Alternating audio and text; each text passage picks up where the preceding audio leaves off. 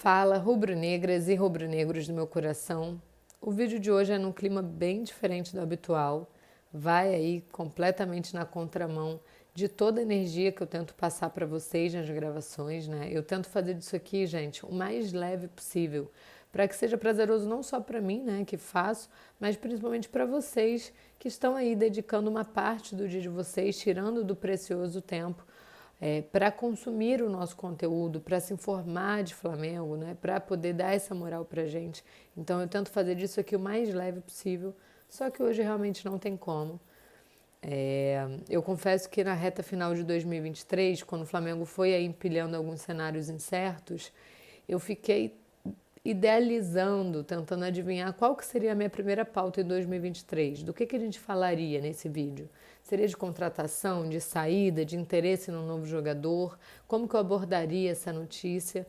E aí, enfim, desenhei N cenários na minha mente, cogitei infinitas possibilidades de pautas, mas não pensava que abriríamos os nossos vídeos informativos em 2024 com a notícia da partida do nosso ídolo, da nossa referência, Denis, que nos deixou na manhã dessa segunda-feira, aos 75 anos, uma figura emblemática na nossa história, né, e que perdeu a luta para o câncer. Ele que vinha lutando já com essa doença desde 2022, ele passou mal, inclusive, quando ele estava trabalhando lá no Ninho do Urubu, né, ele se sentiu mal, foi levado ao hospital, submetido a alguns exames, e aí, por fim, foi diagnosticado com câncer no cérebro e se afastou das atividades no Flamengo pela primeira vez, se afastou por tanto tempo das suas atividades do Flamengo, então estava ausente do dia a dia do Ninho desde 2022, mas foi homenageado nesse período, né? Inclusive ele fez algumas visitas ao CT, foi homenageado por companheiros mesmo de profissão, por outros funcionários, por jogadores do elenco, por comissões técnicas. O Denis era um cara muito querido, né? É um cara que chegou no Flamengo em outubro de 1981. Então ele esteve presente em todas as principais conquistas do clube, cuidou dos principais ídolos da nossa história, do maior deles, inclusive. Então, fez parte da trajetória do Zico, do Júnior, do Leandro, do Adílio, da geração 2019, Gabigol, Bruno Henrique, Arrascaeta, das outras gerações que não tiveram períodos tão gloriosos, né, que foi mais um período de luta mesmo. Mas o Denis estava lá, o Denis fez parte de todos os episódios da nossa história por mais de 4 décadas. Foram 42 anos de dedicação ao Clube de Regatas do Flamengo, vivendo todas as emoções da forma mais intensa possível. Então, assim, não tem como você falar de Flamengo sem você mencionar o Denis. Não tem como você escrever sobre Flamengo sem dedicar parágrafos, linhas e páginas a essa figura tão ímpar, essa figura tão forte e tão representativa, tão significativa na nossa história. Então, assim, que honra ter vivido, que honra ter dado tempo, ter tido tempo, na verdade, de expressar todo o nosso amor e nossa gratidão a ele, com ele em vida ainda. Que bom que o Flamengo conseguiu homenageá-lo em vida, seja com visitas no Ninho, aplausos, seja com ingresso, né, que o Flamengo teve um ingresso com o rosto dele, com quadros, com homenagens no próprio Maracanã, junto da sua família. Enfim, que bom que deu tempo dele sentir todo esse amor, porque ele era muito amado e espero que ele tenha sentido isso mesmo, sabe? Todo esse reconhecimento de tudo que ele construiu na nossa história, como pessoa, como rubro-negro, como trabalhador. Enfim, Denis, meu muito obrigado, minha mais genuína gratidão por toda a sua dedicação ao Vermelho e Preto, ao Clube da Gávea, por tudo que você fez, por tudo que você foi, por você ter se tornado um ídolo sem precisar entrar em campo, sem precisar ser um jogador de futebol. Você era um ídolo muito maior que isso. Você vinha pelos bastidores, você vinha por trás, você fazia tudo acontecer. Então, muito obrigado de coração. A gente te ama. O seu nome será para sempre lembrado. Espero que o Flamengo faça outras dedicações aí, homenagens ao Denir no decorrer da temporada. Espero que essa temporada seja toda dedicada ao Denir e que a gente possa terminá-la da melhor forma possível, com vários títulos, honrando a história dele aqui, a passagem dele aqui pelo nosso clube. Mas, Denir, você é eterno. Seu nome será lembrado e você faz parte da nossa história, você faz parte dos nossos corações. Então, meus sentimentos à família, muita força aos amigos, aos familiares, força a vocês, rubro-negros também. E, enfim, é na luta que a gente se encontra, toda a força do mundo. E é com o coração muito apertadinho, mas também cheio de amor e de gratidão por ter vivido o Denir, o período Denir, por poder ter aproveitado essa figura, que a gente vai tocar nossos vídeos aí para as próximas pautas de hoje, né? Que eu separei aqui mais 2 pautinhas para hoje, mas eu precisava abrir esse espaço para homenagear o Denir e agradecê-lo por tudo e também desejar forças aos amigos e aos familiares, principalmente. Mas vamos tocando aqui, né? Porque a vida continua, o Flamengo continua e o Denir iria querer mesmo que a gente continuasse. Ele, com certeza, de onde ele estiver, ele vai nos abençoar e vai torcer muito para a escola de coração dele. Para a escola é ótimo, para o clube de coração dele, para que seja campeão, como foi muitas vezes com ele aqui. Então, o nosso papel é esse, é continuar. Falaremos agora das tratativas entre Flamengo e Corinthians por Thiago Maia.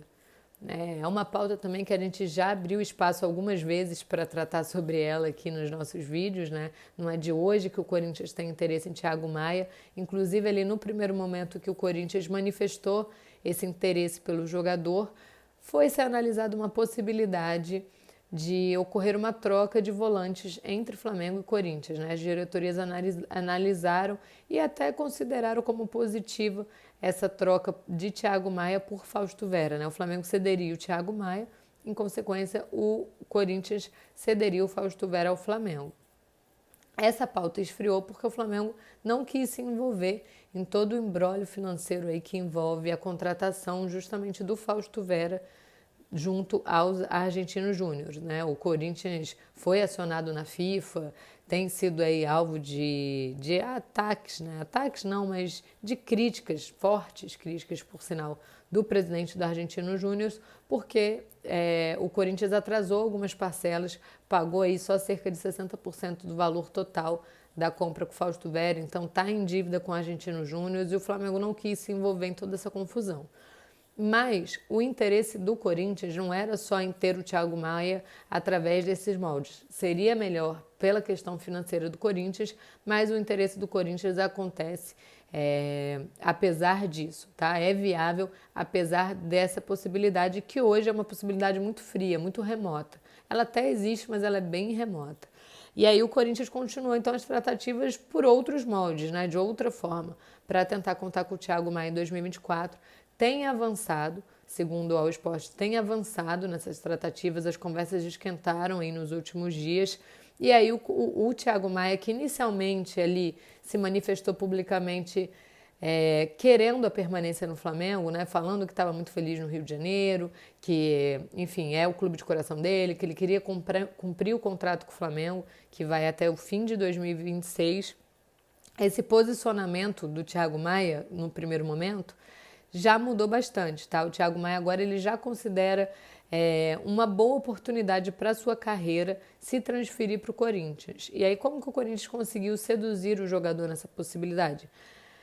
Muito pela carência, né? Como o Corinthians tem uma carência nesse setor de campo, o Corinthians ele consegue trabalhar com a possibilidade de oferecer uma minutagem maior ao jogador, né? De fazer o jogador uma referência maior do que ele seria no Flamengo em 2024. Muito semelhante ao que o Thiago Maia veio para ser no Flamengo, né? Ele viveu aí em 2023 uma das piores temporadas com a camisa do Flamengo, então ele perdeu posição e aí, em contrapartida, um concorrente dele ganhou muita moral com o torcedor, né, que é o Eric Pulgar, ganhou moral com o torcedor, é um jogador muito elogiado por treinadores e que foi muito elogiado pelo Tite. E aí também nesse meio tempo o Flamengo contratou o De La Cruz. A única posição que o Flamengo reforçou até agora foi o meio de campo. Então, por toda essa concorrência que já existe, que foi reforçada, o Thiago Maia começou a considerar uma boa um bom caminho, né? Um bom desafio aí para sua etapa, porque ele vai ter mais espaço para poder se desenvolver, para poder se provar, enfim, para poder trabalhar no Corinthians. Então ele analisa aí com bons olhos. O Corinthians conseguiu seduzir aí através do desejo do jogador, que hoje já considera a possibilidade bem legal, e Flamengo e Corinthians têm avançado aí para outros moldes na contratação do Everton Ribeiro, ótimo, do Thiago Maia. Se confirmado, né, o Thiago Maia é mais um nome que figura a barca do Flamengo entre 2023 e 2024 para a próxima temporada. Já tem como saídas confirmadas Felipe Luiz, Rodrigo Caio, Everton Ribeiro, né, o contrato venceu, ele amanheceu aí no dia 1º sem clube, o destino deve ser o Bahia, então é mais uma saída confirmada no Flamengo. Caso essa se concretize, o Thiago Maia seria mais uma saída confirmada, seria a quarta que eu falei, o Rodrigo Caio, Felipe Luiz, Everton Ribeiro, isso, seria a quarta.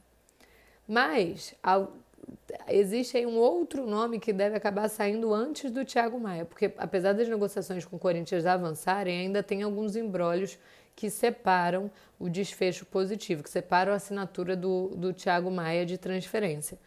O que já foi alinhado no caso do Santos, né? O Santos era um jogador que estava aí no radar do Fortaleza, o Fortaleza avaliava como um bom nome, considerava essa contratação, chegou no Flamengo para fazer um acordo, né, para ofertar aí, chegar com uma proposta para o Flamengo para analisar as possibilidades de transferência do goleiro, recebeu um sinal positivo do Flamengo, seguiu negociando essa contratação para 2024 e agora, assim, só detalhes separam o goleiro Santos do Fortaleza, separam essa assinatura de contrato. Essa informação foi dada inicialmente pelo nosso parceiro Vene Casagrande, né, que apurou e trouxe aí nas suas redes sociais que o Fortaleza e o Flamengo chegaram a um acordo por 3 anos, então o goleiro Santos deve se tornar jogador do Tricolor pelos próximos 3 anos, pelas próximas 3 temporadas.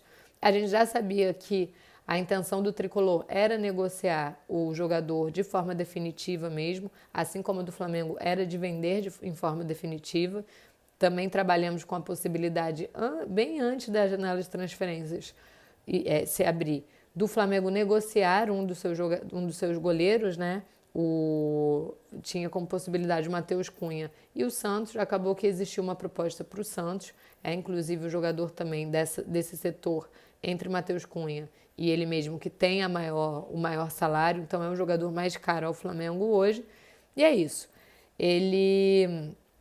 Detalhes separam essa assinatura de contrato com Fortaleza pelos próximos 3 anos, tá? Ainda não há uma informação oficial sobre valores, mas o site O Povo cravou aí que essa negociação tem ocorrido por valores bem inferiores ao que ele foi contratado pelo Flamengo, tá? Os 15 milhões que ele foi contratado pelo Flamengo. Seguiremos apurando sobre valores, qualquer notícia sobre isso falaremos aqui para vocês, claro, mas a tendência é que o Santos assine com o Fortaleza pelos próximos anos e tem o aval do Vojvoda para isso. Então o Flamengo vai acabar aí perdendo o Santos como opção na meta do Flamengo. Ficaríamos com Rossi e Matheus Cunha a princípio.